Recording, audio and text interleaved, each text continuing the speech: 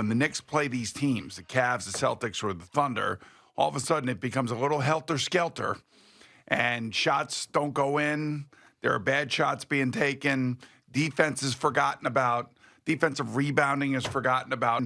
It's interesting when you look at these teams and look at some of the teams that they played before they play the Knicks, they'll have lost a game here or there to like some rando team, like they don't care because that's the NBA.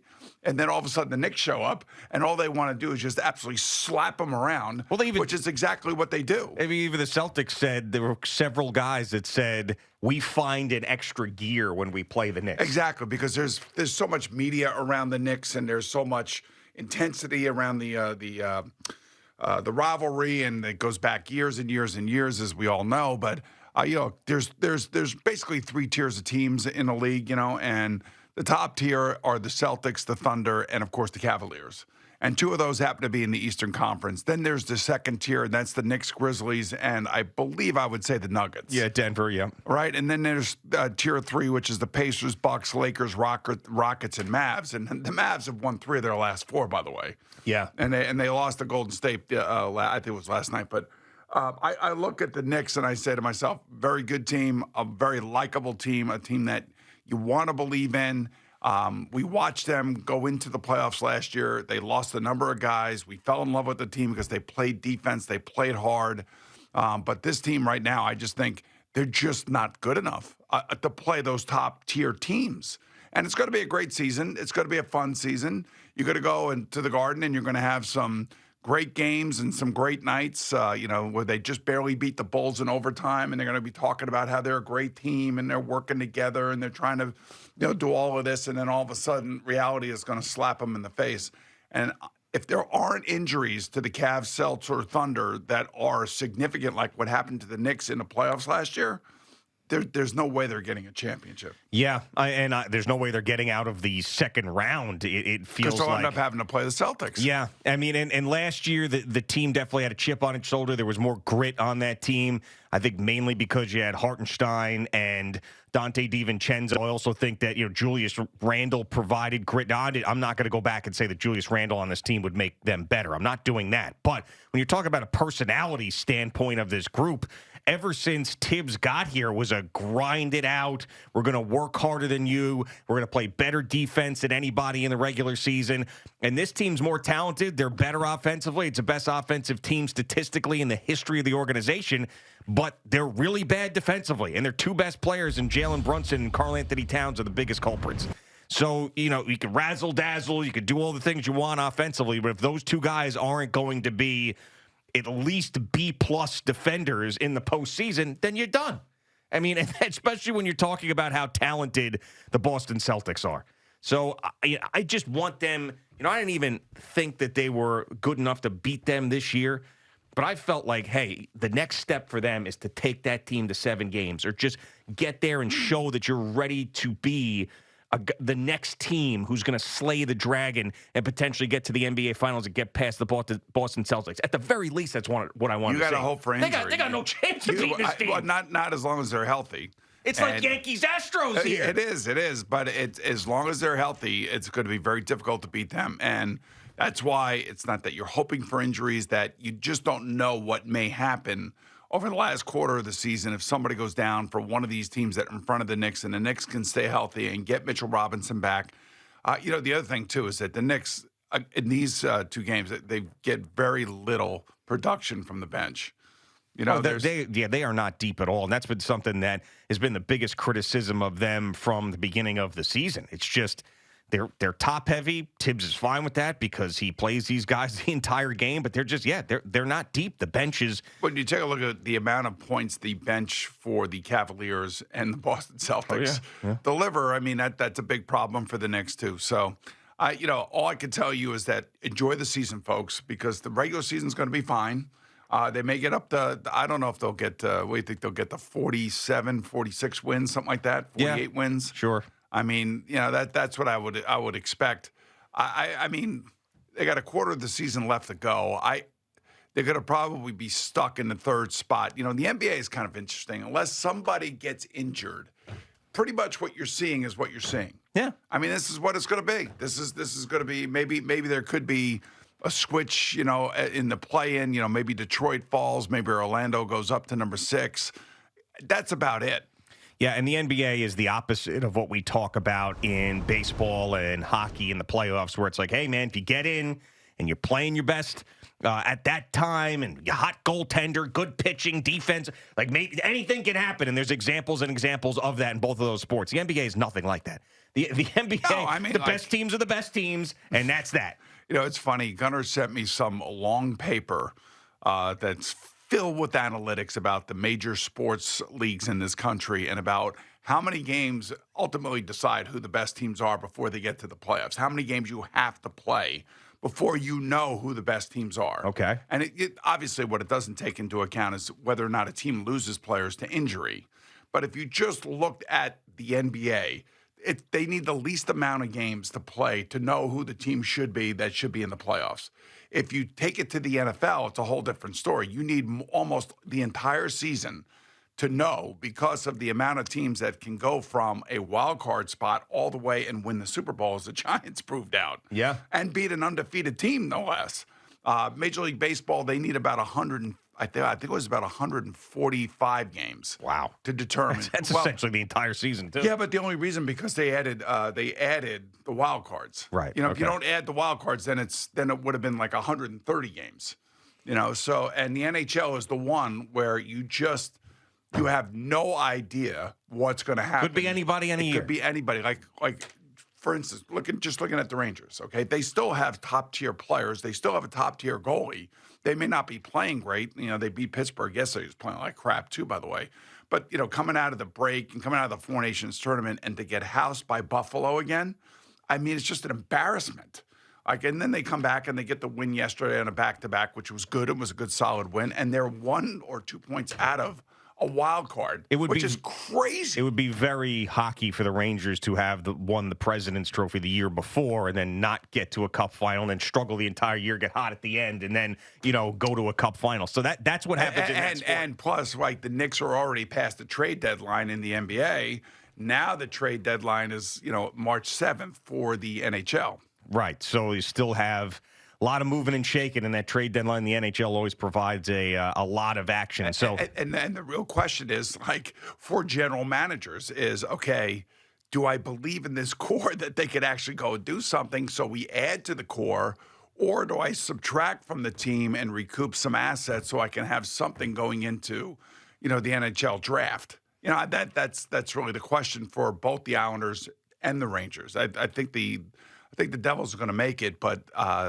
These two teams right now are just stuck, right there on just the outside of the playoffs, and they win a game, they lose a game, they win a game, they lose a game. They need to get on to some sort of 8, 9, 10 game winning streak or point getting streak, I should say, and then maybe they'll make it in, and then who knows. Yeah, I mean, it's crazy. I feel more confident with the chances of the Islanders or Rangers making a run in the postseason than I do the Knicks, because I feel like they'll get to the second round and get housed. Now, the Knicks have been a better team than those two teams have been in their respective leagues the entire year. Exactly. They got 2 All-Stars and everything, but just the way the sport is set up and the way that the talent is, and just, I mean, I cannot see, and I don't, you bring up the injury thing. That's the only thing. I don't see how it gets better. So, all right, Mitchell Robinson comes back. Is that really going to tip the scales for the New York Knicks? That Mitchell Robinson is going to somehow be the kryptonite to the Boston Celtics? No. You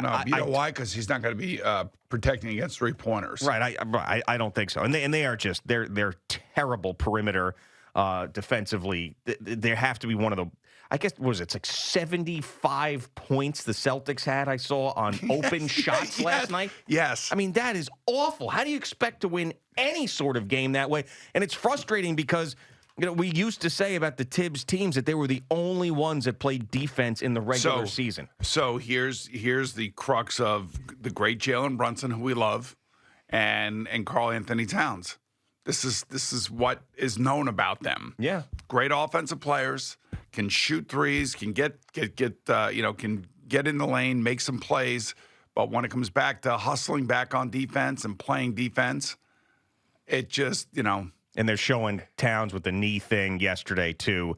he sat back down. He was grimacing, so we'll keep an eye on it. It doesn't look like he tore a ligament or anything like that. He but hit somebody's knee. yeah, you got the knee-on-knee thing, bone on bone. Yeah, bone on bone, man. That sucks. It really does. It could be traumatizing. But what can I tell you? We got baseball. We got facial hair for the Yankees. Yeah, what do you think about the mannequins here? So Al Dukes ordered some mannequin heads that he will expense through Odyssey, I believe. Maybe they will approve it, maybe they won't. But we have the Met and Yankee helmets on mannequin heads, and the Yankee mannequin has a scruffy red beard on it. But that's not right, though. It's got to be neatly trimmed.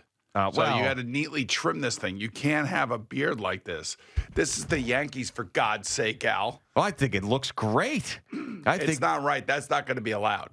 This is not going to be allowed. You want to get some scissors and trim it up? And by the way, since they had this huge press conference for this thing, oh my God, it's unbelievable. What are we doing? Yeah. I mean, did they say anything about hair length?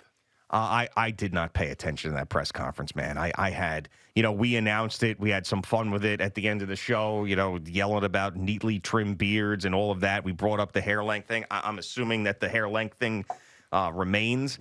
But, I mean, it's to me, and I understand it's a long-standing tradition and it's the New York Yankees, but they are making the amount of talk around this was insane. Absolutely insane. A press conference? Wow. I mean, I don't agree. I think it's, what is it, like 50 years of like no facial hair?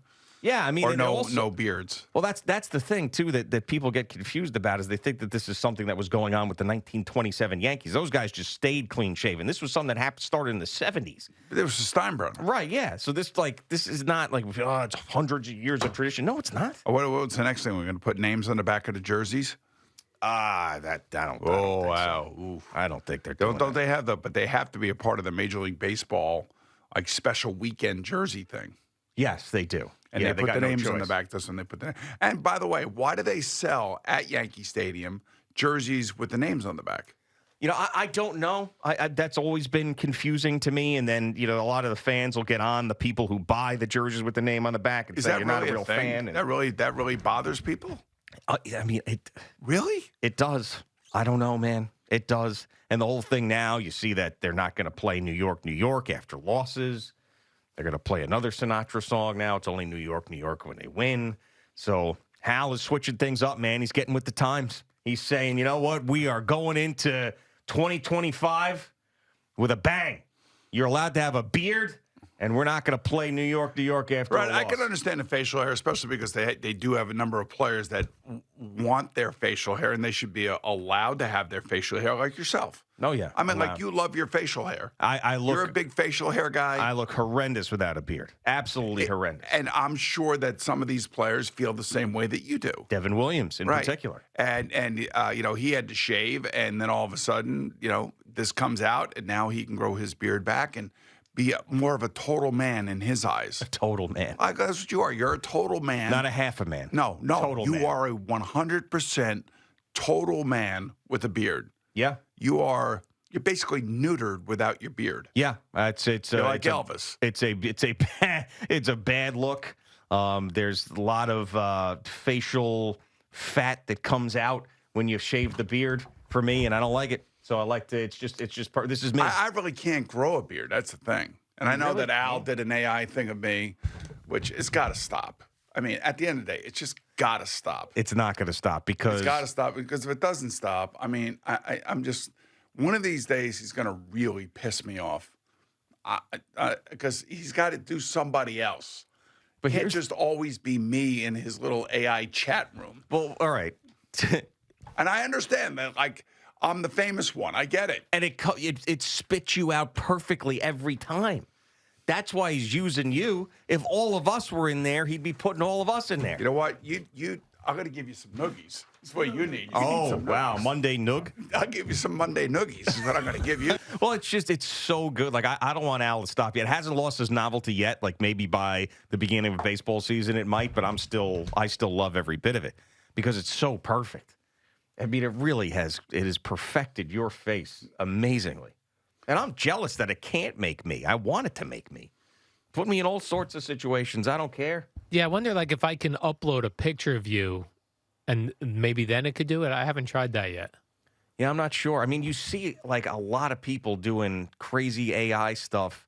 I don't know if that's with Grok or they have another thing that they're paying for, but you should be able to do that. I mean, and all of us, like, Can you do it in GPT?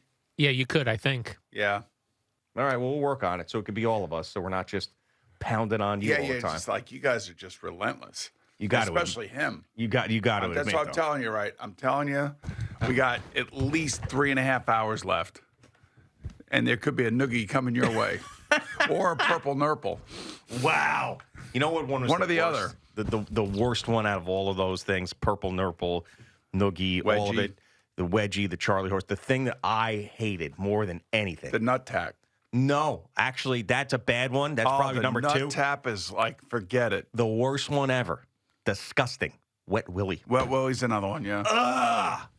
Yeah, but the nut It's tap is the one that- violating, though. But the the nut nut- tap really hurts. But when someone puts their spit-covered finger into your ear, Yeah. that's bad.